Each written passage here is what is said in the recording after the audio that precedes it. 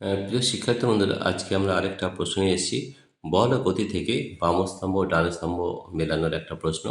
তাহলে দেখো, বাম স্তম্ভের সঙ্গে ডান স্তম্ভের সামঞ্জস্য বিধান করো। তার মধ্যে কী কী রয়েছে একবার দেখে নিই। বাম স্তম্ভে রয়েছে বলের সংজ্ঞা ও জাড্যের ধারণা। ডান স্তম্ভ এখানে রয়েছে। তাহলে বলের সংজ্ঞা ও জাড্যের ধারণা আমরা কোথা থেকে পাই? নিউটনের প্রথম গতিসূত্র থেকে। তাহলে এ হবে 2।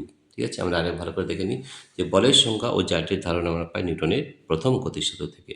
বলের পরিমাপ অর্থাৎ F = ma, এটা আমরা পাই নিউটনের দ্বিতীয় গতিসূত্র থেকে। তাহলে বলের পরিমাপ পাওয়া যায় নিউটনের দ্বিতীয় গতিসূত্র। এবং সচল বস্তুর গড় বেগ আমাদের কিন্তু শূন্য হতে পারে। ঘড়ির কাঁটার গতি সবসময় সমাদ্রুতি সম্পন্ন হয়। ঘড়ির কাঁটার গতি সমাদ্রুতি সম্পন্ন, সচল বস্তুর গড় বেগ শূন্য হতে পারে। দেখো, এই জিনিসগুলো আমরা করলাম। আমাদের বাম স্তম্ভ থেকে ডান স্তম্ভ মেলালাম। এটা আমাদের সাতটা পাবলিকেশনের বই থেকে করছি।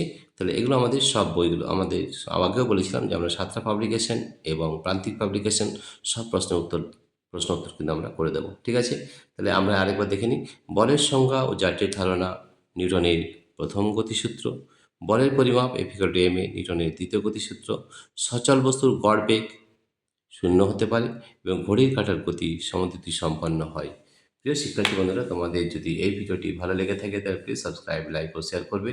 এবং আমাদের অ্যাপ পাই এডুকেশন অ্যাপটি ডাউনলোড করার দুটো পদ্ধতি রয়েছে।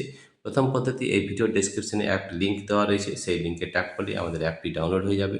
এছাড়াও আরেকটা পদ্ধতি রয়েছে, যেটা হচ্ছে গুগল প্লে স্টোর, সেখানে গিয়েও আমাদের অ্যাপটি ডাউনলোড করতে পারবে।